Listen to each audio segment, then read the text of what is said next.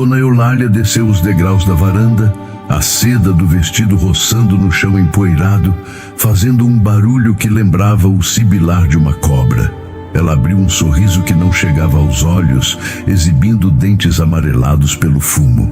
Senhor Miguel, que honra receber um homem de sua estirpe em nossa humilde morada, disse ela, estendendo a mão coberta por uma luva de renda encardida. Perdoe a recepção desajeitada. A criadagem hoje em dia é difícil encontrar gente que preste. Miguel aceitou a mão da senhora apenas por educação, mas seus olhos, teimosos, voltaram-se para a moça da lenha. Clara havia baixado a cabeça, tentando se tornar invisível, mas o peso da madeira fazia seus braços tremerem visivelmente. Aquela moça, disse Miguel, ignorando o cumprimento floreado de Eulália. Ela vai carregar isso tudo sozinha? Eulália soltou uma risada curta e seca. Oh, não se preocupe com a Clara. Ela tem o lombo duro. É como mula de carga, Sr. Miguel. Se a gente não der serviço, ela inventa de ter pensamentos ruins. Vamos, entre. Preparei um licor de genipapo para refrescar sua garganta. Miguel sentiu um gosto amargo na boca que não tinha nada a ver com a poeira da estrada. Ele olhou para Clara uma última vez. A moça ergueu os olhos por um segundo, um vislumbre rápido de medo e curiosidade, antes de seguir para os fundos da casa, curvada sob o peso de sua própria existência. Vamos, disse Miguel, a voz fria. Tenho pressa em ver os livros contábeis. A casa por dentro cheirava a mofo e a um passado que se recusava a morrer. Móveis pesados de madeira escura enchiam a sala, cobertos por toalhinhas de crochê que tentavam, em vão, esconder os riscos e as manchas do tempo. Retratos de homens carrancudos, antepassados de Eulália, vigiavam as paredes, julgando quem passasse. Enquanto Eulália falava sem parar sobre a tradição da família, e como a crise do café era uma injustiça divina, Miguel apenas assentia, distraído. Sua mente estava lá fora, no quintal. Ele já negociara com todo tipo de gente. Coronéis arrogantes, bandidos disfarçados de políticos, viúvas astutas. Mas havia algo na crueldade casual de Eulália que o perturbava profundamente. Não era apenas maldade, era desprezo. Ela não via a sobrinha como gente. O jantar será servido logo, anunciou Eulália, servindo o licor num copinho de cristal lascado. Mandei matar as melhores aves. Espero que aprecie. A Clara não tem mãos de fada para a cozinha, mas a velha Rosa ainda sabe temperar um feijão. A Clara é sua parente, não é? Miguel perguntou direto, pegando Eulália desprevenida. A velha senhora engasgou com o licor. Tossiu, batendo no peito magro, e seu rosto ficou vermelho. Parente? Bem, é uma forma de dizer. Sangue ruim, Sr. Miguel. O pai dela era meu irmão, Deus o tenha, mas se casou com uma mulherzinha de vida duvidosa. A menina puxou a mãe. Se eu não a tivesse recolhido, estaria na sarjeta. Dou teto, dou comida e dou disciplina. É mais do que ela merece. Miguel apertou o copo de cristal com tanta força que temeu quebrá-lo. Disciplina, pensou ele. A palavra soava como tortura na boca daquela mulher. Enquanto isso, na cozinha enfumaçada, o clima era de guerra. O fogão a lenha estalava, cuspindo fagulhas. Panelas grandes de ferro borbulhavam. Clara estava suada, o rosto manchado de fuligem correndo de um lado para o outro. Cuidado com esse sal, menina, gritava a velha Rosa, sentada num banquinho, descascando batatas com as mãos trêmulas. Se ficar salgado, a bruxa te faz comer tudo quente até queimar a goela.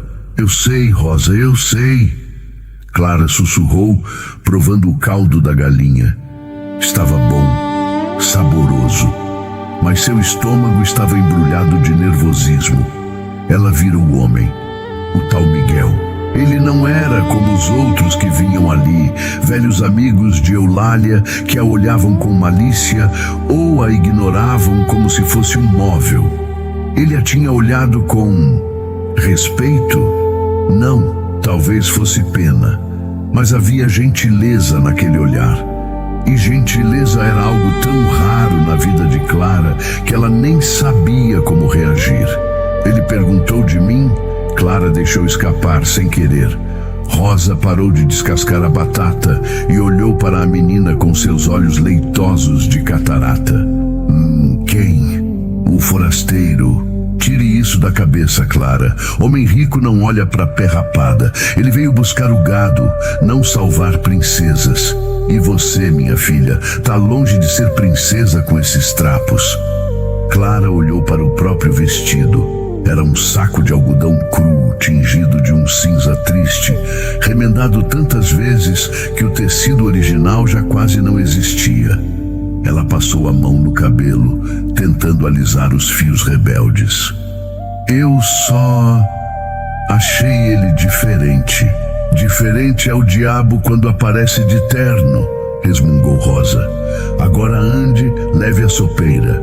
E pelo amor de todos os santos, não trema. Hoje ela tá com o diabo no corpo porque deve dinheiro pro homem. Se você errar, ela desconta no seu lombo. Minha gente, o coração da gente fica pequeno vendo uma cena dessas, não fica? A Clara, tão jovem, tão cheia de vida, tendo que pisar em ovos dentro da própria casa. Quantas Claras não existem por esse Brasil afora, servindo mesas onde não podem se sentar? Se você torce por ela, se você quer ver essa menina dar a volta por cima, já deixa o seu like aqui. Vamos mandar energia boa para ela, porque o que vai acontecer agora, meus amigos, é de cortar o coração. A sala de jantar estava na penumbra, iluminada apenas por um candelabro de prata com 3 velas, já que Eulália economizava no querosene das lamparinas. A mesa estava posta com a toalha de renda branca, a única herança que ainda estava intacta. Miguel sentou-se à cabeceira, a pedido insistente de Eulália. A velha senhora sentou-se à sua direita, abanando-se com o leque, embora a noite estivesse fria. O gado está magro, dona Eulália, começou Miguel, sem rodeios. Dei uma volta rápida antes de entrar. O pasto está seco, as cercas caídas. O valor que o banco estipulou está muito acima da realidade. O sorriso de Eulália vacilou. O senhor é um homem severo, senhor Miguel. Tenho certeza de que podemos chegar a um acordo. Um homem solteiro, rico, deve ter um coração generoso. Miguel ia responder que generosidade não pagava dívidas de banco quando a porta da cozinha se abriu. Clara entrou. Ela carregava a sopeira de porcelana branca, pesada e fumegante. O aroma de galinha caipira com açafrão invadiu a sala, mas o que prendeu a atenção de Miguel não foi a comida. Foi o esforço sobre-humano que a moça fazia para manter a sopeira estável. Seus pulsos finos tremiam. Ela se aproximou da mesa, os olhos fixos na toalha branca, com medo de encarar qualquer um dos dois. O jantar, senhora, disse ela, a voz um fio quase inaudível. Sirva o senhor Miguel primeiro, estrupício, ordenou Eulália, ríspida. E cuidado para não pingar. Essa toalha veio de Portugal. Clara contornou a mesa. O cheiro do perfume de Miguel, uma mistura de tabaco e sândalo, chegou até ela, deixando-a tonta. Ela nunca tinha sentido um cheiro tão bom. Ela se inclinou para servir o prato dele. A concha de prata era pesada. O vapor subiu, embaçando sua visão por um instante. Foi aí que aconteceu. Talvez fosse o tremor de fome, já que Clara não comia desde o dia anterior. Talvez fosse o nervosismo. Ou talvez, como Rosa dissera, fosse o destino pregando uma peça. A concha bateu na borda do prato. Um som metálico agudo O susto fez Clara vacilar. A sopeira escorregou de suas mãos suadas. O tempo parou. Miguel viu a porcelana caindo em câmera lenta. Ele tentou se levantar, esticar as mãos, mas era tarde demais. Crash! O som foi ensurdecedor no silêncio da casa. Sopa quente, pedaços de frango e cacos de porcelana explodiram pelo chão de madeira, respingando nas botas de couro de Miguel e na barra do vestido de Eulália. Clara ficou paralisada, o rosto drenado de todo o sangue. Ela olhava para o desastre aos seus pés como se tivesse cometido um assassinato. Sua inútil, desgraçada! O grito de Dona Eulália foi tão agudo que parecia rasgar a garganta. A velha levantou-se num pulo, derrubando a cadeira. O rosto dela estava contorcido numa máscara de ódio puro. Ela não viu Miguel, não viu o convidado, só viu o alvo de sua frustração de anos. A sopeira da minha mãe, berrou Eulália, avançando sobre Clara. Você quebrou a única coisa de valor que restava nesta casa. Você fez de propósito, sua víbora. Clara recuou, encolhendo-se contra a parede, as mãos protegendo o rosto, um gesto de quem já estava acostumada a apanhar. Foi sem querer, tia. Eu juro. Escorregou. Tia, eu não sou sua tia, sou sua dona. Eulália ergueu a mão, pronta para desferir um tapa no rosto da menina. Mas o tapa nunca chegou. Uma mão forte, grande e calejada, interceptou o pulso de Eulália no ar. A velha parou, chocada, e olhou para o lado. Miguel estava de pé. Sua expressão não era mais de polidez ou de negócios. Era de uma fúria gelada, controlada, que dava muito mais medo do que os gritos histéricos da mulher. Solte-me! Sibilou Eulália, tentando puxar o braço, mas Miguel segurava como um torno de ferro. A senhora não vai tocar nela, disse Miguel, a voz baixa, vibrando como um trovão distante. O senhor ousa interferir na minha casa? Na educação da minha sobrinha? Eulália estava indignada, mas havia medo em seus olhos agora. Miguel soltou o braço dela com um empurrão leve, mas firme, fazendo-a recuar. Ele se colocou entre Eulália e Clara, como um escudo humano. Isso não é educação, isso é covardia. Ele se virou para Clara. A menina tremia tanto que seus dentes batiam. Ela olhava para ele com os olhos arregalados, cheios de lágrimas que não ousavam cair. Você se queimou? Perguntou ele suavemente. Clara negou com a cabeça, incapaz de falar. Saia da minha sala, gritou Eulália, recuperando a voz. Vá para a cozinha, sua imprestável, e não pense que vai comer hoje. Vai dormir com fome para aprender a dar valor ao que não é seu. Clara fez menção de correr, mas Miguel segurou seu braço. O toque dele foi gentil, mas firme. A pele dela era quente, febril. Espere, disse ele. Ele se abaixou. Ali, diante das duas mulheres, o homem rico da cidade, o avaliador do banco, dobrou os joelhos no chão sujo de sopa. Ele começou a recolher os cacos maiores da porcelana. O que o senhor está fazendo? Eulália perguntou, a voz falhando, incrédula. Deixe que ela limpe, é o serviço dela. Miguel levantou-se segurando um caco da sopeira pintada à mão. Ele olhou para Eulália com um desprezo que a fez murchar. Louça se compra, dona Eulália. Dignidade não. A senhora se preocupa com uma tigela velha, enquanto tem uma joia sendo tratada como lixo debaixo do seu teto. Joia? Eulália riu nervosa. Clara, ela não é nada. Foi nesse momento que a cena que narrei no começo aconteceu. Aquele instante que mudou tudo. Você não é nada além do que eu permito que seja, menina. Eulália repetiu, tentando reafirmar seu poder. Miguel deu aquele passo à frente, fazendo o assoalho ranger, e proferiu as palavras que ecoariam no coração de Clara para sempre. A senhora diz que ela não é nada, mas eu vejo nos olhos dela algo que todo o seu dinheiro jamais poderá comprar. E eu pretendo descobrir o que é, custe o que custar. O silêncio que se seguiu foi pesado. Podia-se ouvir o vento uivando lá fora. Miguel tirou o paletó de linho caro. Sem dizer uma palavra, colocou-o sobre os ombros de Clara. O casaco ficou enorme nela, cobrindo seus braços magros e o vestido sujo. O calor do corpo dele ainda estava no tecido e Clara sentiu como se tivesse sido abraçada pela primeira vez na vida. Vá para a cozinha, disse Miguel a ela, num tom que não era uma ordem, mas um pedido. E coma. Se alguém tentar impedir, terá que se haver comigo. Clara olhou para a tia, depois para Miguel. Pela primeira vez em 19 anos, ela escolheu não baixar a cabeça. Ela segurou as lapelas do casaco dele, sentindo o cheiro de tabaco e segurança.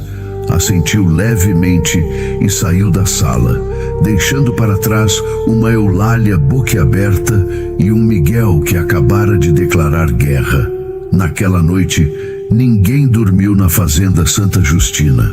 Eulália trancou-se no quarto, andando de um lado para o outro, murmurando pragas.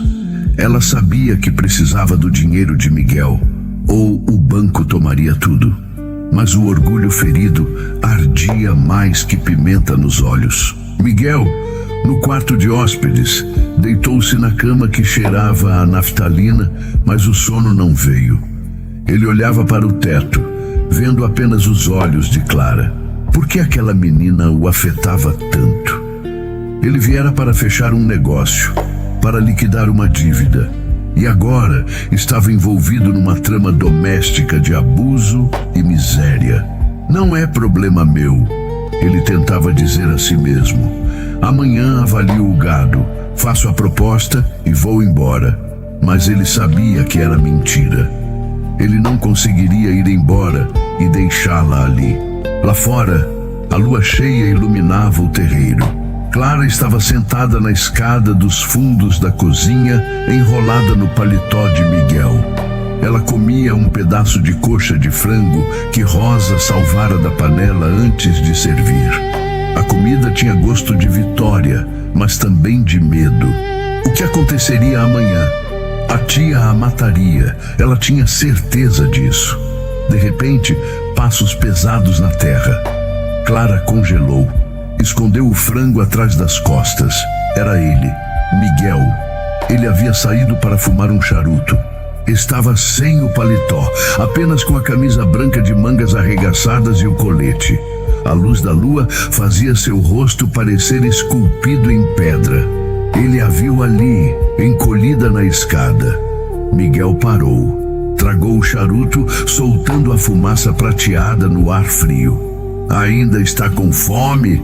Perguntou ele. Clara balançou a cabeça negativamente, embora estivesse. O senhor não devia estar aqui. Minha tia, sua tia não manda em mim, Clara. Ele disse o nome dela pela primeira vez. O som do seu próprio nome na boca dele soou como música. E a partir de hoje, ela vai ter muito cuidado antes de mandar em você quando eu estiver por perto. Ele se aproximou devagar, para não assustá-la, como quem se aproxima de um potro chucro. Sentou-se no degrau de baixo, ficando num nível inferior ao dela. Quantos anos você tem? 19, senhor. Não me chame de senhor, me chame de Miguel. Ele olhou para as mãos dela, que seguravam o paletó. Por que você fica? Por que não foge? Clara olhou para a escuridão do pasto. Fugir para onde? O mundo lá fora é grande demais. E aqui é o único lugar que conheço. Dizem que quem não tem raiz, o vento leva. Miguel sorriu, um sorriso triste. Às vezes o vento leva a gente para lugares melhores, Clara. Eu também já perdi minhas raízes. Minha esposa, meu filho, eles se foram. Fiquei só eu e o trabalho. Achei que tinha morrido por dentro.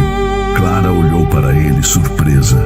Aquele homem forte, poderoso, tinha uma dor parecida com a dela? Sinto muito, ela sussurrou. Não sinta.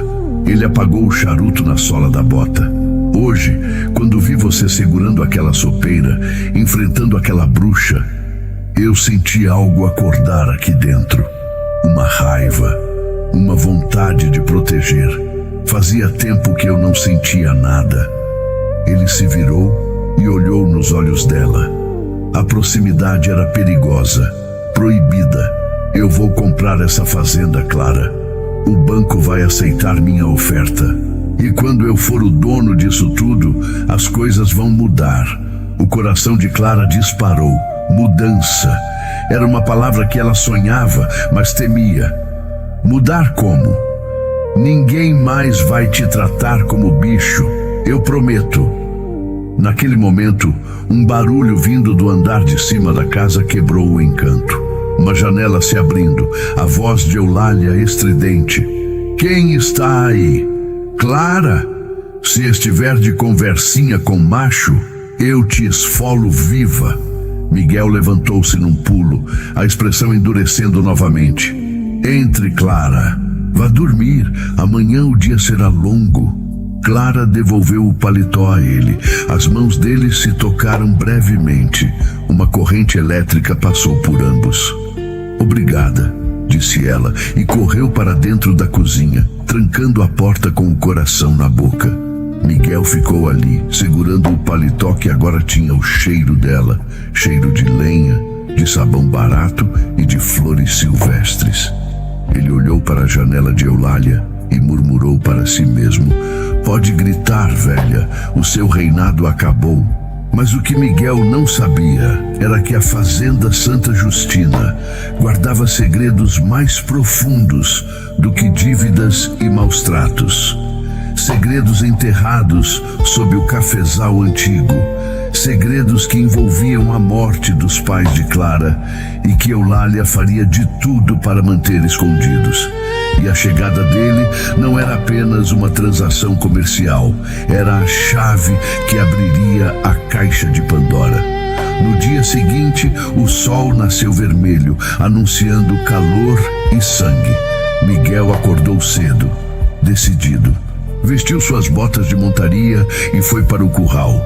Queria ver o gado de perto, sem a interferência da velha, mas ao chegar no estábulo, encontrou algo que não esperava. O cavalo que ele trouxera, um alazão puro sangue, estava solto, e a sela estava cortada, retalhada a faca. Um aviso.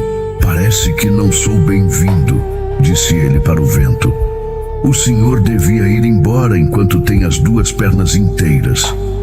A voz veio das sombras do paiol. Um homem saiu de lá, alto, com um chapéu de couro cobrindo os olhos e uma cicatriz que ia da orelha até o queixo. Era o capataz, um homem chamado Zé da Faca, leal a Eulália como um cão de guarda. Miguel não recuou. E deixar a diversão para vocês? Não costumo fugir de briga, companheiro. Zé da Faca cuspiu no chão e colocou a mão no cabo da peixeira na cintura. Aqui a lei é da dona Eulália, e ela disse que acidentes acontecem com forasteiros curiosos. A tensão no ar era palpável. Miguel estava desarmado. Zé da Faca sorria, um sorriso sem dentes e cheio de maldade. Mas antes que o capataz pudesse sacar a arma, um vulto pequeno surgiu correndo do meio do mato. Não! Gritou Clara, se jogando na frente de Miguel. Sai da frente, menina! Rosnou Zé. Se tocar nele, vai ter que me matar primeiro! Clara gritou com uma coragem que ela não sabia que tinha. Miguel segurou Clara pelos ombros e a puxou para trás de si. Você é valente, Clara, mas deixe que eu cuido disso. Ele olhou para Zé da Faca. Diga à sua patroa que o preço da fazenda acabou de cair pela metade. E se algo acontecer a essa moça, eu não vou usar advogados, vou usar minhas próprias mãos. Zé da Faca hesitou. Havia algo no olhar de Miguel, uma certeza de morte que fez o capataz recuar. Ele resmungou algo e sumiu de volta nas sombras. Miguel virou-se para Clara. Ela estava pálida, tremendo. Você ficou maluca? Ele podia ter te machucado. Ele ia te matar. Ela disse, a voz embargada. Eu ouvi a tia encomendando. Miguel segurou o rosto dela entre as mãos. Por que você me defendeu? Você nem me conhece. Clara olhou nos olhos dele.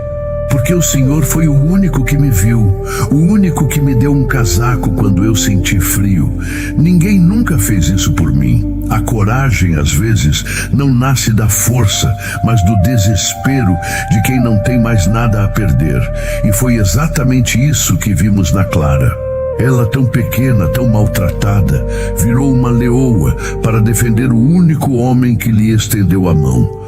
Mas se vocês acham que a tempestade passou, segurem-se na cadeira, porque o que Dona Eulália e Zé da Faca estão tramando nas sombras vai fazer o sangue de qualquer um gelar. Se você está torcendo para que a justiça seja feita nessa fazenda amaldiçoada, já verifique se está inscrito no canal. A sua inscrição é a força que a gente precisa para continuar contando essas verdades que o tempo tentou apagar. E me conta aqui, você teria a coragem da Clara? Enfrentaria um homem armado para salvar quem te ajudou? Depois daquele confronto no curral, o ar na fazenda Santa Justina ficou tão pesado que parecia difícil de respirar. Miguel, com o maxilar travado de raiva, guiou Clara de volta para a cozinha, mantendo-se sempre entre ela e qualquer sombra que pudesse esconder uma ameaça. Ele não soltou o braço dela até que estivessem dentro do cômodo, onde a velha Rosa, ao vê-los entrar pálidos e agitados, deixou cair a colher de pau dentro da panela de feijão. Virgem Santa! Exclamou a cozinheira, fazendo o sinal da cruz. O que aconteceu? Vocês parecem que viram a morte. Quase, Rosa, quase, respondeu Miguel, soltando Clara gentilmente. Ele passou a mão pelos cabelos, tentando acalmar a adrenalina que pulsava em suas veias. Aquele animal, o tal Zé da Faca, ele tentou me intimidar. E a Clara... Ele olhou para a moça que agora tremia, o choque substituindo a bravura momentânea. Ela se colocou na frente de uma peixeira por mim. Rosa arregalou os olhos leitosos e correu, mancando para abraçar a menina. Minha filha, você perdeu o juízo? Aquele homem não tem alma. Ele já matou por menos que um olhar torto. Clara afundou no abraço da velha, as lágrimas finalmente escorrendo pelo rosto sujo de fuligem. Eu não podia deixar, Rosa. Ele ia ferir o Miguel. A tia mandou. Eu ouvi. Miguel, que andava de um lado para o outro na cozinha pequena, parou bruscamente. O que você disse, Clara? Repita. Clara fungou, limpando o rosto com a barra do vestido encardido. Ontem à noite, depois que o senhor foi dormir, eu fui buscar água no pote do corredor e ouvi a tia Eulália conversando com o Zé na varanda dos fundos. Ela disse que o senhor fazia perguntas demais, que o senhor não podia descobrir sobre os papéis e que um acidente na estrada seria a melhor solução. Miguel sentiu um gosto metálico na boca. Não era apenas uma dívida bancária, não era apenas uma fazenda falida. Havia algo ali, algo podre, escondido debaixo dos assoalhos rangentes daquela casa. Papéis, murmurou ele. Que papéis, Clara? Eu não sei, Sr. Miguel. Ela guarda tudo num baú de madeira de lei, no escritório. A chave fica pendurada no pescoço dela, dia e noite. Dizem que é a escritura das terras, mas a Rosa sabe de coisas, não sabe, Rosa? A velha cozinheira ficou pálida como cera. Ela olhou para a porta, com medo de que as paredes tivessem ouvidos. Não me meta nisso, menina. Eu quero morrer na minha cama, não num buraco de mato. Miguel aproximou-se de Rosa, agachando-se para ficar na altura dela. Sua voz, antes dura, agora era suave, implorativa. Rosa, olhe para mim. Eu não vou deixar nada acontecer com vocês, mas eu preciso saber onde estou pisando. Se a Eulália está disposta a matar para esconder esses papéis, é porque eles valem mais do que o gado, mais do que o café, mais do que a própria fazenda. O que ela esconde? Rosa olhou para Clara, depois para Miguel. Suspirou, um som que parecia carregar o peso de décadas de silêncio. Não é o que ela esconde, seu moço. É quem ela roubou. Antes que Miguel pudesse perguntar mais, o sino da varanda tocou. Era o chamado de Dona Eulália, estridente, impaciente, autoritário. Clara! A voz da megera ecoou pelo corredor. Traga o café, e se demorar, vai sentir o peso da minha bengala. Clara estremeceu, o medo voltando a dominar seus olhos castanhos. Eu tenho que ir? Não, disse Miguel, segurando o braço dela. Você não vai servir aquela mulher hoje. Rosa, leve o café. Diga que a Clara está indisposta. O senhor quer que ela me mate? Perguntou Rosa, apavorada. Diga que fui eu quem ordenou. E diga a ela que eu a espero no escritório em 10 minutos. Vamos ver quem manda nessa casa agora. Enquanto Rosa saía, tremendo com a bandeja nas mãos, Miguel virou-se para Clara. Você fica aqui, tranque a porta. Não abra para ninguém, ouviu bem? Ninguém, a não ser eu ou a Rosa. O senhor vai brigar com ela? Clara perguntou, os olhos cheios de preocupação. Não, Clara. Eu vou começar a cavar a cova dela. Miguel saiu da cozinha e caminhou pelo corredor escuro da casa grande. O assoalho gemia sob suas botas pesadas. Ele sentia a presença dos retratos na parede, os antepassados de Eulália, que pareciam olhá-lo com desaprovação. Mas Miguel não se importava com fantasmas. Ele se importava com os vivos e principalmente com aquela menina que tinha a coragem de uma guerreira e a vida de uma escrava. Ele chegou à porta do escritório. Estava trancada, é claro. Sem hesitar, Miguel recuou um passo e desferiu um chute forte na madeira, bem na altura da fechadura. A porta cedeu com um estalo seco, abrindo-se violentamente e batendo contra a parede interna. Lá dentro, sentada atrás de uma mesa maciça de jacarandá, Dona Eulália deu um pulo na cadeira, derrubando a xícara de café que Rosa acabara de servir. O que significa isso? Gritou ela, a mão no peito. O senhor enlouqueceu, invadindo minha privacidade desse jeito. Vou chamar o delegado. Miguel entrou, fechando a porta arrombada atrás de si. Ele caminhou devagar até a mesa, apoiando as duas mãos na superfície de madeira, inclinando-se sobre a velha senhora. Chame o delegado, Dona Eulália. Por favor, chame. Tenho certeza de que ele vai adorar saber sobre a tentativa de homicídio que sua sobrinha ouviu a senhora encomendar ontem à noite. O rosto de Eulália perdeu a cor. Seus lábios finos tremeram. Delírios de uma menina ingrata e mentirosa. Ela inventa histórias para chamar atenção. E o Zé da faca? Pressionou Miguel. Ele também é uma invenção, porque ele parecia bem real quando ameaçou me estripar no curral hoje cedo. Eulália tentou recuperar a compostura, ajeitando o chale sobre os ombros ossudos. Meus empregados são leais, eles apenas protegem o que é nosso. O senhor é um forasteiro, veio aqui para tomar minhas terras, humilhar minha família. Família. Miguel riu, um som sem humor. A senhora trata aquela menina pior do que trata os porcos no chiqueiro. E falando em terras, vamos falar sobre a escritura. Os olhos de Eulália desviaram-se involuntariamente para o grande baú de madeira no canto da sala. Foi um movimento rápido, quase imperceptível, mas Miguel, com seu faro de negociante, pescou no ar. O banco me enviou cópias dos registros, Dona Eulália, mas há uma lacuna curiosa. Entre a morte do seu irmão, pai da Clara, e a data em que a senhora assumiu a propriedade, Há um período de 6 meses sem registros. O que aconteceu nesses 6 meses? Burocracia. Ela cuspiu a palavra. Papelada de cartório. Incompetência de advogados. O que o senhor quer insinuar? Eu não estou insinuando nada. Eu estou afirmando. Miguel contornou a mesa. Abra o baú. Nunca. Eulália levantou-se, agarrando a chave que pendia em seu pescoço. Isso é propriedade privada. O senhor não tem autoridade aqui. Eu sou o representante do seu maior credor. Tecnicamente, até a cadeira onde a senhora senta pertence ao banco agora. Abra o baú ou eu o abro com o mesmo pé que abriu a porta.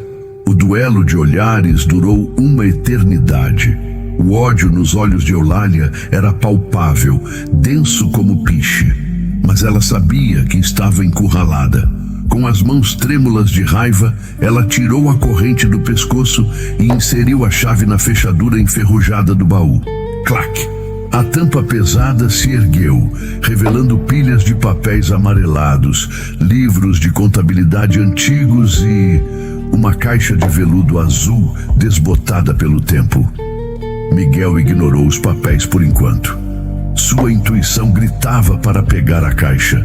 "Não toque nisso!" gritou Eulália, tentando bater na mão dele. Miguel segurou o pulso dela com facilidade e com a outra mão pegou a caixa de veludo. Ao abri-la, não encontrou joias. Encontrou cartas. Dezenas delas amarradas com uma fita de cetim rosa. E por cima de tudo, uma fotografia antiga em tom de sépia. Na foto, um homem jovem, que lembrava vagamente Eulália, sorria abraçado a uma mulher belíssima. A mulher tinha os mesmos olhos grandes e expressivos de Clara. Ela segurava um bebê no colo. No verso da foto, uma caligrafia elegante dizia: "Para minha amada Isabel e nossa pequena Clara, a luz das minhas terras, Teodoro, 1893. Miguel sentiu um arrepio. Isabel. Ele leu em voz alta. A mãe da Clara. Uma meretriz, sibilou Eulália. Uma aproveitadora que seduziu meu irmão. E Teodoro, seu irmão. Miguel olhou para Eulália. A luz das minhas terras. Ele não deixou a fazenda para a senhora, deixou? Eulália ficou muda. Sua respiração era ofegante. Miguel pegou uma das cartas, abriu-a com cuidado, pois o papel estava quebradiço. Era um testamento hológrafo, escrito à mão pelo próprio Teodoro, datado de dias antes de sua morte. Eu, Teodoro de Almeida, em pleno gozo de minhas faculdades mentais, deixo a totalidade da fazenda Santa Justina e todos os meus bens para minha única filha legítima, Clara de Almeida, sob a tutela de sua mãe, Isabel. A minha irmã Eulália, deixo uma pensão mensal para que viva com dignidade, desde que não interfira na criação da minha filha. O silêncio no escritório era absoluto. Miguel levantou os olhos do papel. A verdade era muito pior do que ele imaginava. Clara não era uma agregada. Clara não era uma favorecida. Clara era a dona de tudo. A senhora roubou a herança dela, disse Miguel, a voz baixa, perigosa. A senhora escondeu o testamento, tomou posse das terras e transformou a herdeira legítima em sua escrava. Eulália riu. Foi uma risada histérica, quebrada. Herdeira? Uma bastarda filha de uma lavadeira? Meu irmão estava louco de febre quando escreveu isso. Eu salvei o nome da família. Eu impedi que essa terra caísse nas mãos daquela gente. E a mãe? Perguntou Miguel, sentindo o estômago revirar. O que aconteceu com a Isabel? A história diz que ela morreu na epidemia. Foi isso mesmo, Eulália? Ou a epidemia teve uma ajuda? A velha senhora recuou até a parede, os olhos arregalados de terror. Ela tinha falado demais. O passado estava saindo do túmulo para assombrá-la. Saia daqui! Ela gritou. Saia da minha casa. A casa não é sua, retrucou Miguel, guardando as cartas e a foto no bolso interno do colete. Nunca foi, e eu vou provar isso. Ele virou as costas e saiu do escritório, deixando Eulália desmoronada no chão, murmurando palavras desconexas. Mas Miguel sabia que o perigo agora era maior do que nunca. Eulália estava acuada. E um animal acuado é capaz de qualquer atrocidade. Ele precisava encontrar Clara, precisava tirá-la dali. Agora, Miguel correu de volta para a cozinha, mas ao chegar lá, encontrou a porta aberta. O coração dele parou. Rosa! Gritou ele. A velha cozinheira estava caída num canto, gemendo, com um ferimento na cabeça. Miguel ajoelhou-se ao lado dela. Rosa, pelo amor de Deus, onde está a Clara? Rosa abriu os olhos com dificuldade, apontando para a porta dos fundos que dava para o cafezal antigo. O Zé, sussurrou ela, com a voz fraca. O Zé levou ela. Disse que ia levar a Sinhazinha para passear no rio, onde a mãe dela escorregou. O sangue de Miguel gelou. O rio. O mesmo lugar onde Isabel, a mãe de Clara, teria morrido acidentalmente anos atrás. A história estava prestes a se repetir. Miguel não pensou, não planejou. Ele apenas agiu. Levantou-se e correu para fora, em direção ao cafezal denso e escuro. O sol estava alto, castigando a terra, mas Miguel sentia frio. Ele corria entre os pés de café abandonados, os galhos secos rasgando sua camisa e arranhando seu rosto. Clara! Ele gritou, sua voz ecoando pelo vale. Longe dali, perto da margem do rio Paraíba, onde as águas eram turvas e profundas, Zé da Faca arrastava Clara pelo braço. A menina lutava, chutava, mordia, mas a força do capataz era bruta. Fica quieta, potranca, rosnou ele. Sua tia disse que você precisa de um banho bem demorado para lavar essa teimosia. Me solta! O Miguel vai te matar! Gritou Clara chorando. Aquele Janota? Zé riu. A essa hora, ele deve estar lendo papéis velhos enquanto a gente resolve o problema da família. Eles chegaram à beira do barranco. O rio corria lá embaixo, violento, cheio de pedras. Zé empurrou Clara em direção à borda. Foi aqui que sua mãe foi pro inferno, disse ele com um sorriso sádico. Ela também gritava muito. Espero que você nade melhor que ela. Clara olhou para o abismo. A vertigem a atingiu. Ela ia morrer, sem nunca ter vivido, sem nunca ter sido amada, sem nunca saber quem realmente era. Ela fechou os olhos, esperando o empurrão final. Mas então, um som cortou o ar. Um tiro. Não um tiro de revólver, mas o estalo de um chicote. Zé da Faca gritou, levando a mão ao rosto. Um corte profundo se abriu em sua bochecha, jorrando sangue. Ele soltou Clara, cambaleando para trás. No alto do barranco, montado no cavalo alazão que ele conseguira selar às pressas, mesmo com a sela danificada, estava Miguel. Ele segurava um chicote de couro que arrancara da parede do estábulo. Seu rosto não era mais o de um homem de negócios. Era o rosto de um vingador.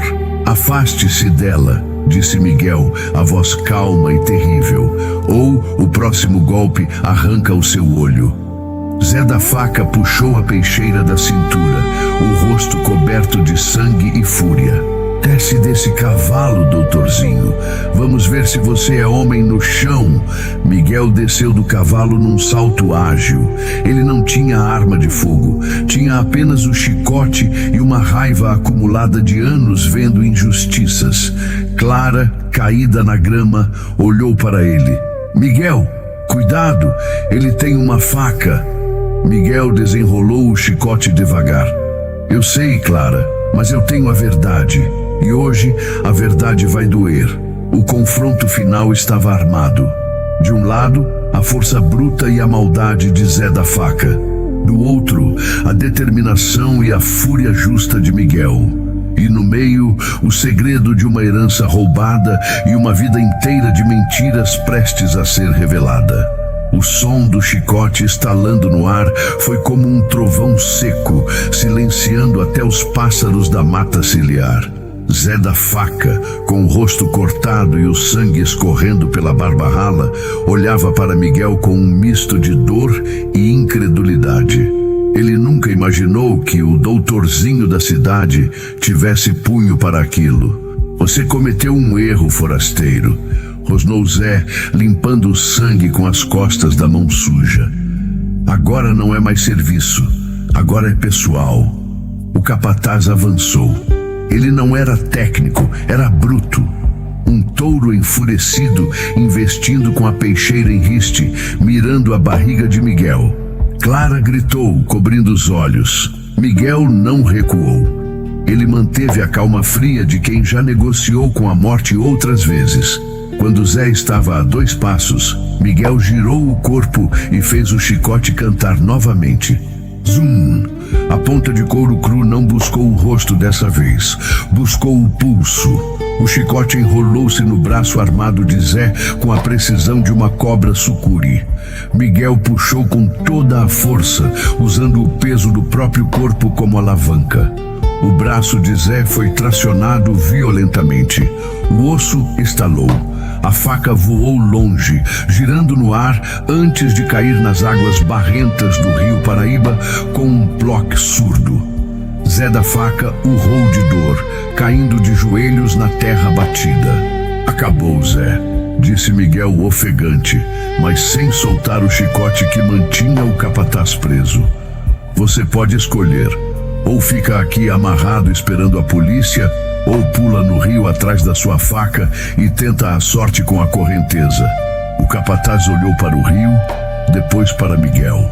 O ódio em seus olhos era puro veneno, mas ele sabia quando tinha perdido. A dona Eulália, ela não vai deixar barato, cuspiu ele. Ela prefere ver isso tudo virar cinza do que entregar para essa bastarda. Deixe que com a Eulália eu me entendo, respondeu Miguel. Ele usou a corda que Zé trazia na cintura para amarrar o capataz numa árvore de tronco grosso. Zé praguejava, prometendo vingança, mas Miguel não deu ouvidos. Sua atenção agora era toda para ela. Clara estava encolhida na grama, tremendo como vara verde. O choque de quase ter morrido, somado à revelação de que sua própria tia a queria morta, era demais para sua cabeça de menina. Miguel ajoelhou-se na frente dela. Ele não a tocou de imediato, respeitando o espaço, mas sua voz foi um bálsamo. Clara, olhe para mim. Acabou. Ele não pode mais te machucar. Ela levantou os olhos grandes e marejados. Por que, Miguel? Por que tanto ódio? Eu nunca fiz nada para ela. Eu só servi, eu só trabalhei. Miguel sentiu um nó na garganta. Ele tirou do bolso interno do colete a caixa de veludo que resgatara do escritório. Não foi pelo que você fez, Clara. Foi pelo que você é. Ele abriu a caixa e tirou a fotografia. Entregou-a nas mãos trêmulas dela. Veja. Clara olhou para a imagem. Seus dedos percorreram o rosto da mulher na foto. O sorriso, os olhos. Era como se olhar num espelho do tempo. Minha mãe, sussurrou ela. A Rosa dizia que ela era bonita, mas eu nunca tinha visto. Ela era linda e era a esposa legítima do seu pai, Teodoro. Miguel pegou uma das cartas e leu o trecho final. Minha única filha legítima, Clara de Almeida.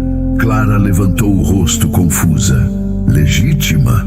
Mas a tia Eulália sempre disse que eu era filha do pecado, que minha mãe era uma... Sua tia mentiu. A voz de Miguel endureceu. Ela mentiu por 19 anos. Ela roubou sua herança, Clara. Essa fazenda, o gado, a casa, tudo isso é seu. O testamento do seu pai é claro. Eulália era apenas uma pensionista, mas a ganância falou mais alto. Ela matou sua mãe, ou mandou matar, como tentou fazer com você hoje.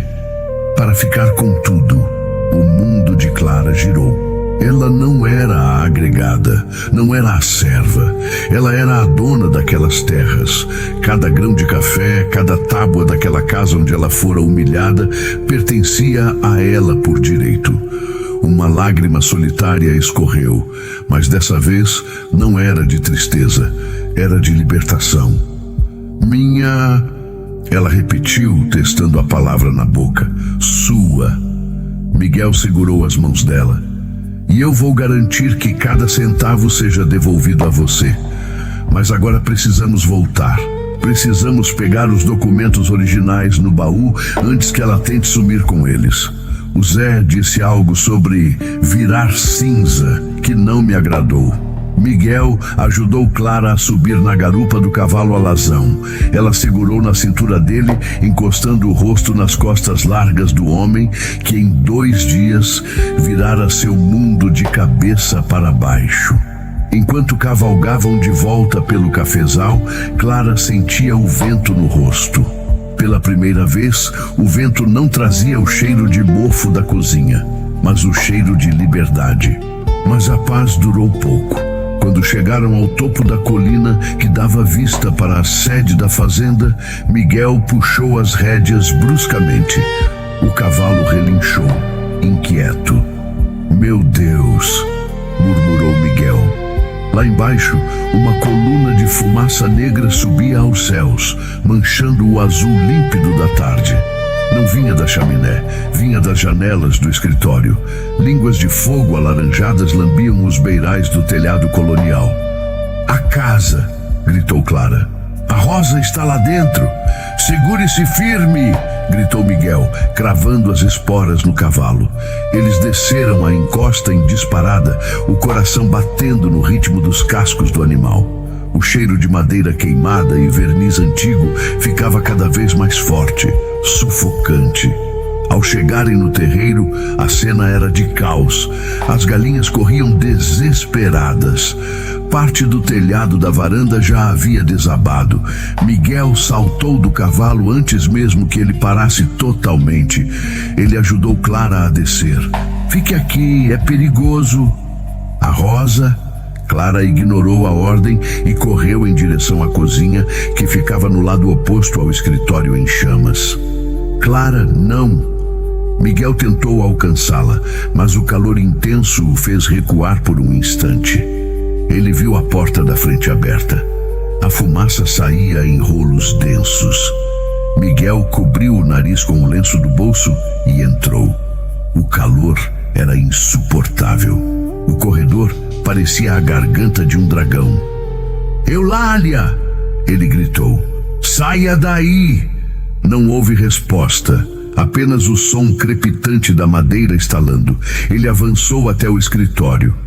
As chamas já consumiam as cortinas e subiam pelas estantes de livros. E lá estava ela.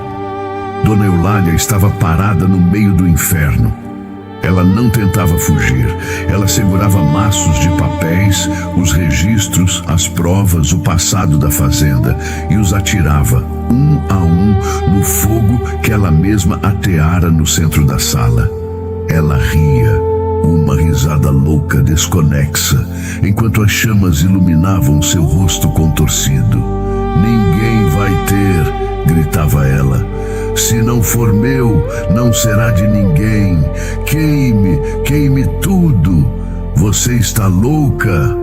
Miguel tentou avançar para puxá-la, mas uma viga do teto despencou entre eles, levantando uma chuva de faíscas. Vá embora, forasteiro, berrou Eulália, tossindo com a fumaça. Leve a bastarda e sumam. A Santa Justina morre comigo. Enquanto isso, nos fundos da casa, Clara encontrou a porta da cozinha trancada. Rosa! Rosa! Ela esmurrava a madeira. Ouviu-se uma tosse fraca do lado de dentro. Menina, foge! Clara olhou em volta. Viu um machado de cortar lenha encostado no tanque.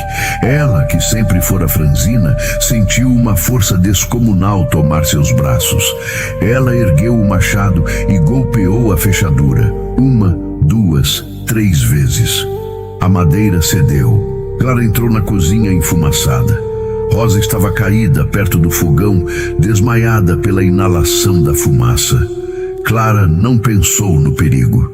Não pensou que o teto podia cair. Ela agarrou a velha cozinheira pelos braços e começou a arrastá-la para fora. Vamos, Rosa, ajuda. Era pesado, o ar faltava. Os olhos de Clara ardiam. Quando ela chegou à porta, suas pernas falharam. Ela caiu de joelhos na terra, puxando Rosa consigo. Miguel, ela sussurrou antes de a escuridão começar a tomar conta de sua visão. Mas braços fortes a ergueram. Miguel estava lá. Ele tinha o rosto coberto de fuligem e as roupas chamuscadas. Ele pegou Rosa num braço e ajudou Clara com o outro, arrastando as duas para longe do calor abrasador, até a sombra segura da mangueira no quintal. Eles desabaram na grama, tossindo, puxando o ar puro com sofreguidão. Atrás deles, um estrondo enorme. O teto da casa grande cedeu por completo. Uma nuvem de faíscas subiu aos céus como fogos de artifício trágicos. A fazenda Santa Justina, palco de tanta dor e sofrimento, estava sendo purificada pelo fogo. Miguel olhou para a casa em chamas. Não havia sinal de Eulália. Ele olhou para Clara, que abraçava a Rosa chorando baixinho. Os papéis, disse Miguel com a voz rouca. Ela queimou os papéis, Clara. As provas, a escritura. Clara levantou o rosto, sujo de fuligem e lágrimas. Ela olhou para o fogo que consumia sua prisão. Deixe queimar, Miguel. Deixe queimar tudo. Mas Miguel sabia que não era tão simples. Sem os papéis, como provar que Clara era a herdeira? Como impedir que o banco tomasse as terras agora que a proprietária estava morta e a escritura virara cinzas? Ele tocou o bolso do colete, a foto, as cartas, o testamento hológrafo. Ele salvara aquilo. Mas seria o suficiente perante um juiz comprado pelos coronéis da região? De repente, o som de cascos na estrada. Não era um cavalo, eram vários. Uma tropa se aproximava. Homens armados, vestidos com uniformes caque. A polícia? Ou capangas de algum credor? Um homem desceu do cavalo principal. Ele usava um distintivo dourado no peito e tinha um olhar severo. Quem é o responsável por essa baderna? Trovejou o homem. Recebemos uma denúncia de tiroteio e agora vejo um incêndio criminoso. Miguel levantou-se, colocando-se à frente de Clara e Rosa. Eu sou Miguel de Sá, e a responsável pelo incêndio está lá dentro, pagando pelos seus pecados. O delegado olhou para Miguel, depois para Clara, e por fim para a casa em ruínas. Miguel de Sá, o avaliador do banco? O delegado sorriu, mas não foi um sorriso amigável. Tenho uma ordem de prisão para o senhor. Prisão? Miguel franziu a testa. Por qual crime? Pelo assassinato de Dona Eulália de Almeida e pela tentativa de homicídio do capataz José da Silva. O capataz fugiu do Rio e foi direto à delegacia, meu rapaz. Diz que o senhor enlouqueceu e atacou a todos. O homem que a salvou, o único que a olhou com dignidade em 19 anos, estava sendo levado como um criminoso comum, amarrado com cordas grossas, sob o olhar triunfante de um delegado que tinha o bolso mais cheio de dinheiro sujo do que de balas. E Clara ficou ali, no meio das cinzas do que um dia foi seu cativeiro, segurando a velha Rosa, sem casa, sem documentos e aparentemente sem esperança. Mas se vocês acham que essa menina vai sentar na beira da estrada e chorar, vocês não conhecem a força do sangue que corre nas veias dela, o sangue de Teodoro e Isabel, o sangue de quem ama a terra. Antes de ser arrastado, num momento em que o delegado se distraiu acendendo um cigarro de palha, Miguel conseguiu se inclinar na direção de Clara. Seus olhos intensos e urgentes cravaram-se nos dela. O padre? Ele sussurrou, rápido como um segredo. Procure o padre Anselmo. Diga a ele que o dia do juízo chegou. O delegado puxou a corda com violência, quase derrubando Miguel. Chega de conversa. Vamos ver se você é valente na sombra da cadeia, doutor. A comitiva partiu, deixando para trás apenas o silêncio e o cheiro de queimado. Rosa chorava, sentada num toco de árvore chamuscado. Estamos perdidas, menina. Sem teto, sem comida. O Zé da Faca vai voltar para terminar o serviço. Clara olhou para a estrada vazia. Depois olhou para as próprias mãos, sujas de fuligem e terra. Ela fechou os punhos com tanta força que as unhas marcaram a palma. Não, Rosa, nós não estamos perdidas. A voz dela saiu diferente, mais grave, mais firme. Não era a voz da menina que pedia desculpas por existir. Era a voz da dona da Santa Justina. Levante-se. Nós vamos para a vila. A pé? Gemeu Rosa. São 3 léguas, menina. E vai chover. Nem que fosse de joelhos, respondeu Clara, ajudando a velha a se erguer. O Miguel não desistiu de mim. Eu não vou desistir dele. Enquanto as 2 mulheres iniciavam sua penosa caminhada sob um céu que começava a escurecer, com nuvens de tempestade. Na delegacia da vila, a situação de Miguel era crítica. A cela era um buraco úmido nos fundos do posto policial, com paredes de pedra que minavam água e um cheiro insuportável de mofo e urina. Jogaram Miguel lá dentro como um saco de batatas. Ele caiu no chão de terra batida, os pulsos esfolados pelas cordas. Fica aí esfriando a cabeça, riu o carcereiro, um homem gordo com chaves penduradas na cintura. O delegado disse que amanhã o juiz decide o que faz com você, se é que você chega vivo até amanhã. A porta de ferro bateu com um estrondo. Miguel encostou-se na parede fria, tentando controlar a respiração. Ele apalpou o bolso do colete. Vazio. O delegado havia revistado tudo. Levara a carteira, o relógio e os documentos. A foto, as cartas, o testamento. Tudo estava agora nas mãos do inimigo. Miguel fechou os olhos, sentindo uma onda de desespero. Sem aquelas provas, ele era apenas um forasteiro que matou uma senhora idosa e incendiou sua casa. A forca era um destino certo. Doutor Miguel. A voz veio da pequena janela gradeada que dava para o pátio. Miguel levantou-se com dificuldade e olhou. Era Zé da Faca.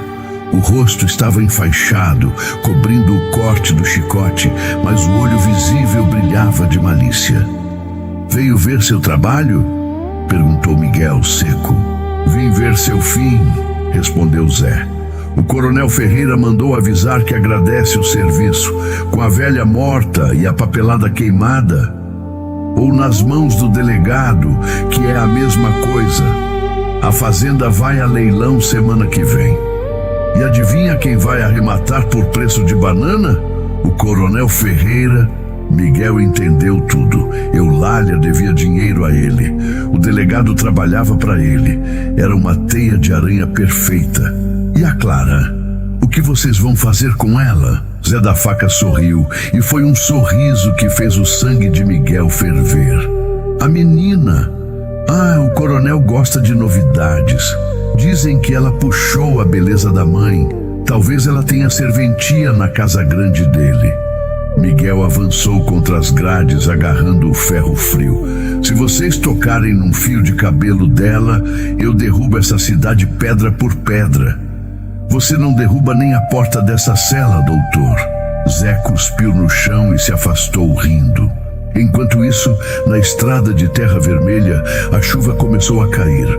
Grossa, pesada, fria. Clara e Rosa caminhavam com dificuldade. A lama grudava nos pés descalços de Clara, tornando cada passo um sacrifício. Rosa, já idosa, apoiava-se na menina, ofegante. Não aguento mais, Clara. Me deixe aqui. Ninguém fica para trás, Rosa.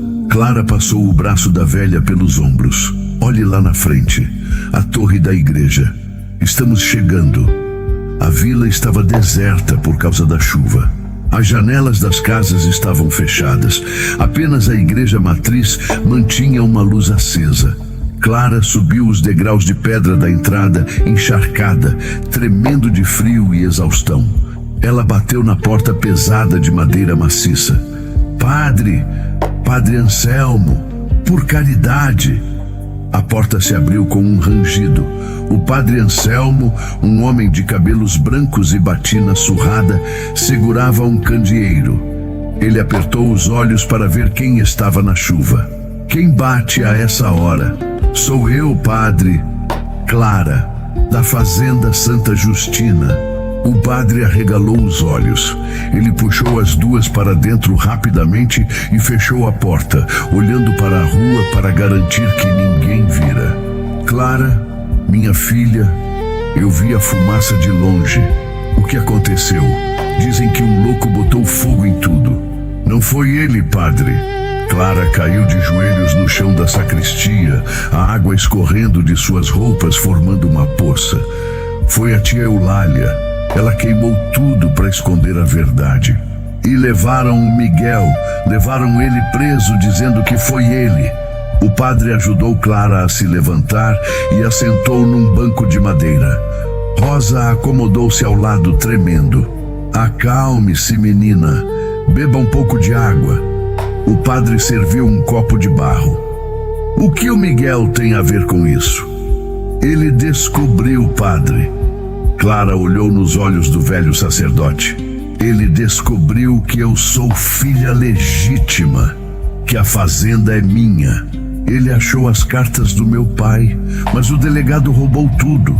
O Miguel disse, antes de levarem ele disse para eu procurar o Senhor. Disse que o dia do juízo chegou. Padre Anselmo ficou pálido. Ele colocou o candeeiro sobre a mesa e suspirou profundamente. Eu sabia que esse dia chegaria. Teodoro me fez jurar segredo enquanto ele fosse vivo, para proteger vocês da fúria da Eulália. Mas depois que ele morreu, eu tive medo, Clara. Deus me perdoe. Eu tive medo daquela mulher e dos coronéis que a protegiam.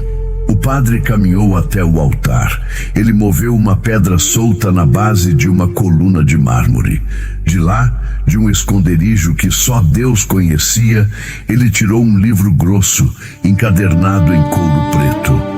O que é isso? Perguntou Clara. O livro de registros secretos da paróquia, disse o padre, soprando a poeira da capa. Naquela época, muitos casamentos não eram aceitos pela sociedade.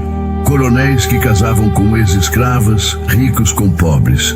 Eu registrava tudo aqui, para que diante de Deus a união fosse válida. Ele folheou as páginas amareladas até encontrar o que procurava. Aqui, ele apontou com o dedo trêmulo. 15 de maio de 1892. Casamento de Teodoro de Almeida e Isabel da Silva. Testemunhas, eu e a parteira Joana. E aqui, o registro do seu batismo, Clara, reconhecida como filha legítima e herdeira universal. Clara tocou o papel, a letra do pai, a assinatura da mãe. Aquilo não podia ser queimado, aquilo não podia ser roubado pelo delegado. Era um documento da igreja, sagrado e inviolável. Isso prova tudo? Perguntou ela com um fio de esperança. Prova que você é a dona das terras. E prova que Eulália era uma usurpadora. O padre fechou o livro com determinação. Mas a lei dos homens aqui nessa terra é torta, minha filha. O delegado não vai aceitar isso. Ele serve ao coronel Ferreira. Então o que faremos? Clara levantou-se. A fraqueza tinha ido embora. Eu não vou deixar o Miguel morrer naquela cela. Nós precisamos ir à cidade vizinha, disse o padre. O juiz de direito da comarca, Dr. Siqueira, é um homem severo, mas justo. Ele não gosta do coronel Ferreira. Se levarmos esse livro até ele, ele pode intervir. Mas a cidade vizinha fica a 1 dia de viagem, desesperou-se Clara. O Zé da Faca disse que o Miguel não passa de hoje. Então teremos que ser rápidos.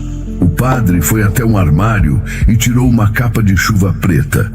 Eu tenho uma charrete velha nos fundos. O cavalo é manco, mas aguenta o tranco. Rosa fica aqui, escondida na sacristia. Ninguém vai procurá-la na casa de Deus. Eu e você, Clara, vamos buscar a justiça. Enquanto Clara beijava a testa de Rosa e prometia voltar na delegacia, a porta da cela se abriu novamente. Não era Zé da Faca dessa vez. Era o próprio delegado, acompanhado de 2 capangas armados. Levante-se, doutor, disse o delegado com um sorriso cruel. Vamos dar um passeio. Passeio? Miguel levantou-se tenso. Para onde? Dizem que você tentou fugir. O delegado engatilhou a arma. E, infelizmente, teremos que abater o prisioneiro em fuga. É a lei, sabe como é. Vamos levá-lo para a estrada do Cafezal. É um bom lugar para morrer. Miguel olhou para os 3 homens armados. Ele estava desarmado, ferido e em desvantagem numérica. Mas ele pensou em Clara. Pensou nela sozinha, na chuva, sem ninguém para protegê-la. Não hoje, pensou ele. Hoje eu não morro. Quando o capanga se aproximou para algemá-lo novamente, Miguel agiu. Num movimento explosivo, ele deu uma cabeçada no nariz do homem, que gritou e largou as algemas. Miguel girou, usando o corpo do capanga como escudo humano. Atirem! Gritou o delegado em pânico. O tiro ecoou na noite chuvosa, mas quem caiu não foi Miguel. Meus amigos, o destino é um roteirista caprichoso. Miguel está numa luta de vida ou morte dentro da própria delegacia, enquanto Clara corre contra o tempo numa charrete velha para buscar o único juiz que pode salvá-los. Será que ela chega a tempo? Será que Miguel consegue escapar de 3 homens armados? Meus amigos, chegamos ao momento da verdade. Aquele instante em que o destino prende a respiração e decide se vai pender para o lado da luz ou da escuridão. Vocês ouviram o tiro no final do último bloco, não ouviram? Aquele estrondo que ecoou na noite chuvosa e fez o coração da gente parar. Pois bem, quem caiu não foi Miguel, foi o capanga que ele usou de escudo. O homem desabou gemendo, com um tiro no ombro disparado pelo próprio delegado, que agora olhava para a arma fumegante em sua mão com os olhos arregalados de pânico. Miguel não perdeu tempo. Aproveitando o choque, ele soltou o corpo do ferido e avançou sobre o delegado como um jaguar. Com um golpe preciso, arrancou o revólver da mão do corrupto e lhe desferiu um soco no queixo que o fez apagar antes mesmo de tocar o chão. O terceiro homem, vendo o chefe caído e o colega baleado, largou a arma e levantou as mãos tremendo. Abra a cela, ordenou Miguel, a voz rouca, apontando a arma para o carcereiro que assistia a tudo encolhido num canto. E suma da minha frente. Miguel saiu da delegacia cambaleando, ferido, exausto, mas livre. A chuva lavava o sangue de suas roupas, mas não lavava a preocupação. Ele precisava encontrar Clara. Ele precisava saber se ela estava segura, mas ele não podia ir atrás dela. Se ele fosse visto na estrada, seria caçado. Ele precisava se esconder. Ele correu para a mata fechada, para as sombras que naquela noite seriam suas únicas aliadas. Enquanto isso, na estrada lamacenta que levava à cidade vizinha, a charrete do padre Anselmo parecia prestes a se desfazer. O cavalo velho resfolegava, a espuma branca misturando-se à lama. Clara segurava as rédeas. Suas mãos, antes calejadas de esfregar chão, agora guiavam seu destino com uma firmeza impressionante. Mais rápido! Gritava ela para o vento e para o animal. Por favor, aguente firme.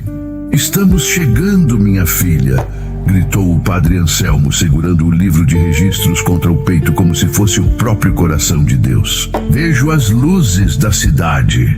Eles entraram na cidade vizinha ao amanhecer.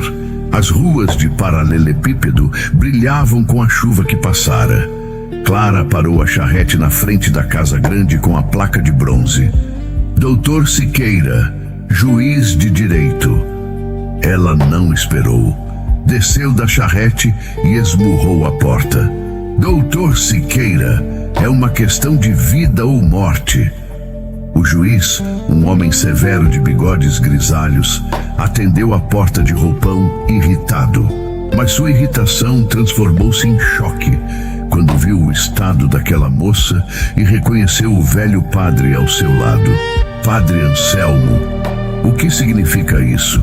Significa, excelência, que um crime bárbaro está sendo cometido na comarca vizinha, disse o padre, entrando sem pedir licença e colocando o livro sobre a mesa de centro. E que um homem inocente vai ser executado hoje se o senhor não intervir. Clara adiantou-se.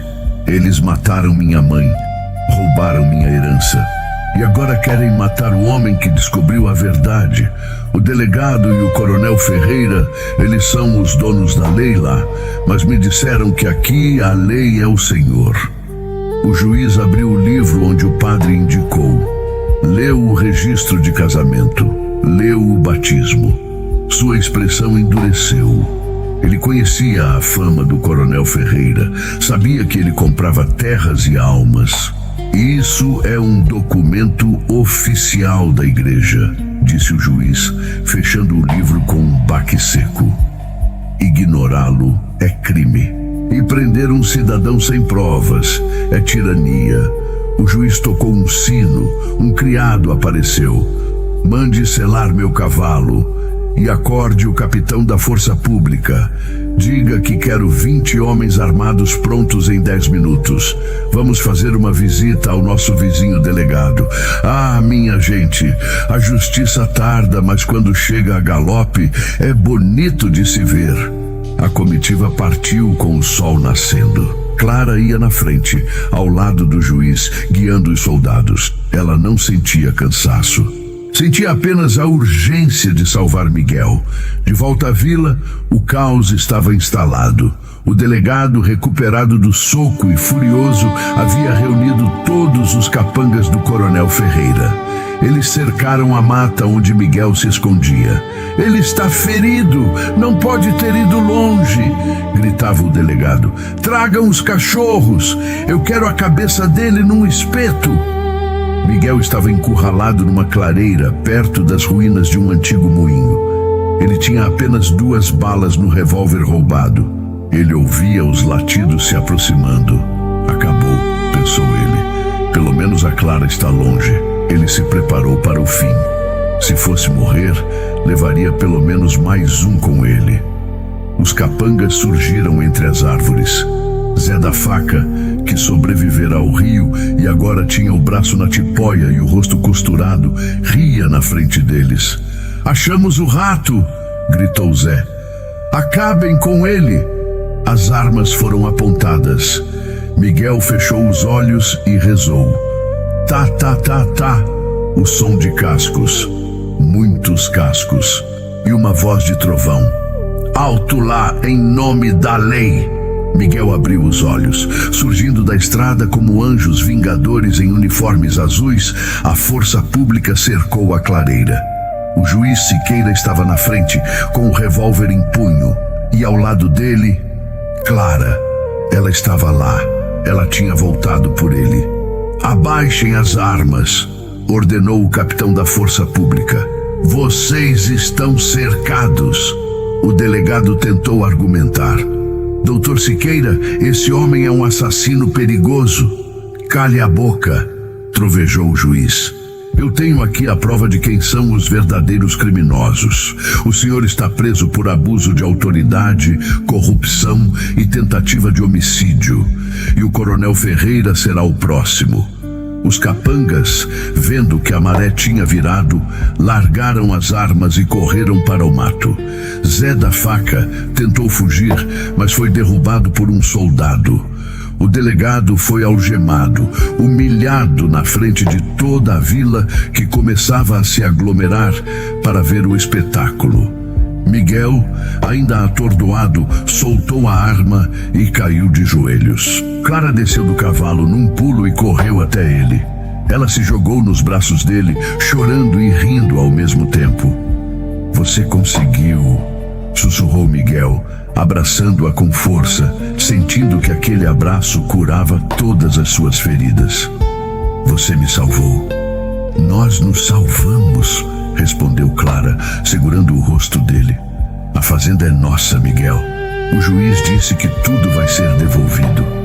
O coronel Ferreira foi preso naquela mesma tarde, tentando fugir com malas de dinheiro. O escândalo abalou o Vale do Paraíba.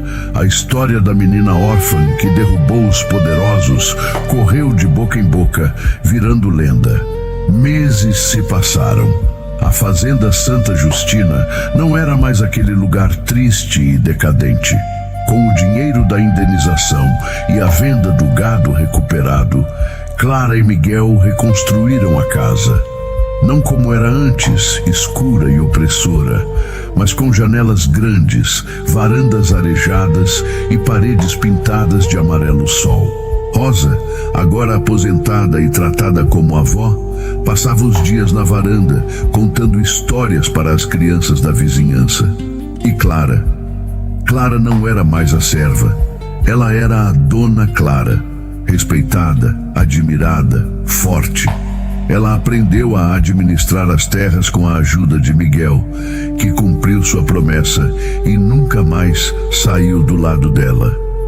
Numa tarde de domingo, enquanto o sol se punha tingindo o céu de laranja e roxo, Miguel encontrou Clara no meio do cafezal novo que começava a florescer. Ele estava limpo, barbeado, vestindo uma camisa branca impecável. Ela usava um vestido azul claro, simples mas elegante, e seus cabelos estavam soltos, balançando com a brisa. O café vai ser bom esse ano, disse Miguel, parando ao lado dela. Vai sim, concordou Clara sorrindo. A terra sabe quando é amada. Miguel pegou a mão dela. A mão que um dia fora calejada e trêmula, agora era firme e quente. Clara, eu vim aqui para avaliar uma fazenda falida e acabei encontrando o maior tesouro da minha vida.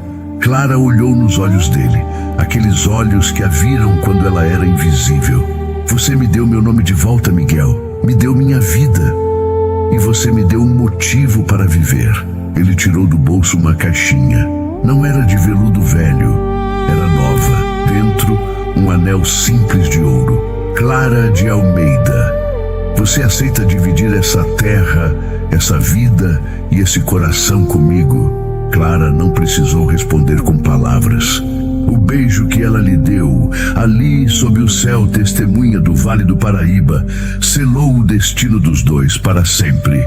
E dizem meus amigos que até hoje, quem passa perto da fazenda Santa Justina em noites de lua cheia, jura ouvir risadas felizes e o som de um piano tocando, celebrando o amor que venceu a dor, o fogo e o tempo. E assim termina a nossa história, com a justiça feita e o amor plantado em solo fértil. Se você se emocionou com a jornada da Clara e do Miguel, se o seu coração bateu mais forte com essa vitória, deixe o seu gostei aqui no vídeo. Compartilhe essa história com quem precisa de esperança. E não se esqueça de se inscrever no canal Contos do Coração, porque aqui a emoção é a nossa verdade. Um beijo grande no coração de cada um de vocês. Fiquem com Deus e até a próxima história.